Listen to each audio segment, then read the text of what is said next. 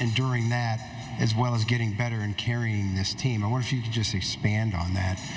All of that he had to go through. Yeah, well, it's also a backhanded compliment, right? You know, the people like myself who average 4 points, no one really cares about you. Like nobody, the fans don't like pay attention to you. I always call it cartoon bad guy. You know, you ever watch the cartoons and there's the bad guy that gets all the hate and everybody's coming at him. You know, like the best player in college basketball, the best player in your conference becomes cartoon bad guy.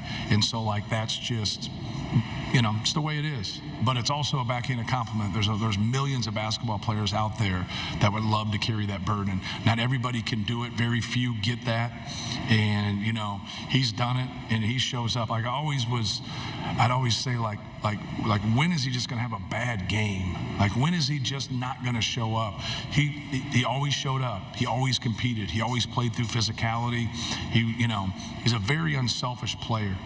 And I think that's the piece of it. But it's hard, man. It's hard to go through that, especially in today's world, because what eats up a young player is positive comments, because then they get full of themselves. And then the negative comments, like you feel sorry for them, like, hey, this guy doesn't deserve this or whatever. So it's kind of how you look at things and how you handle things. And he always stayed really professional. And, you know, even when they were hanging on him and fouling him and doing stuff throughout the year. See, they didn't do that at first.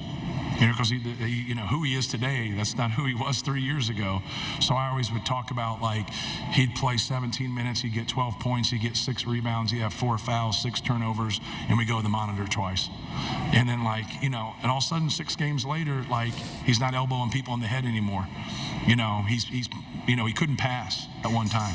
And then all of a sudden he could pass. Well, he never got doubled, so why should he have to pass?